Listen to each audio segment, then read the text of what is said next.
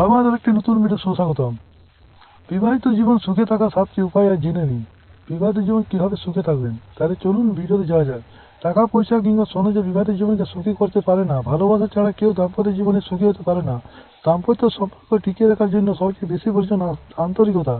বিনীত, নমনীয়, বিশ্বাসযোগ্য, ভালো স্বভাব, সহযোগী, মনোভাবাপন্ন, ক্ষমাশীল, উদার ও ধৈর্যশীল গুণগুলি সংসার টিকে রাখতে সাহায্য করে। এখন জেনে নিই সেই দাম্পত্য জীবনে সুখে থাকার 7টি উপায়। মনের মিল। দাম্পত্য জীবনে স্বামী স্ত্রীর মধ্যে সবচেয়ে বিশেষ প্রয়োজন মনের মিল।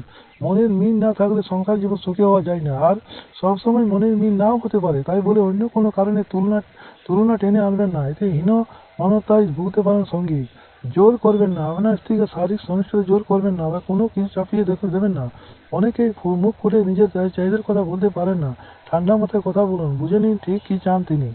তৃতীয়ত, সঙ্গীর পছন্দে গুরুত্ব দিন। স্বামী বা স্ত্রী দুজনেই পছন্দে গুরুত্ব দিন। ভালোবাসা যেন শরীর সর্বস্ব না হয়, বরং মন জয় করুন।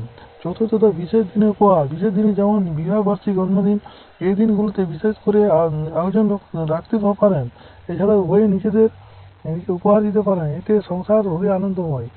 পঞ্চমত, ভুল বোঝাবুঝি। সংসার জীবনে ভুল বোঝাবুঝি, ঝগড়া হতে পারে। নিজেদের মধ্যে খোলামেলা আলোচনা করুন আর মনের মধ্যে কষ্ট চেপে রাখবেন না, এতে সঙ্গীর প্রতি বিশ্বাস কমে যাবে।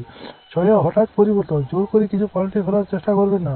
আরোপিত করে কিছু দীর্ঘস্থায়ী হয় না, এতে করে সংসারের শান্তি নষ্ট হয়। তাই সবকিছুর মধ্যে সংযত ভাব আনুন।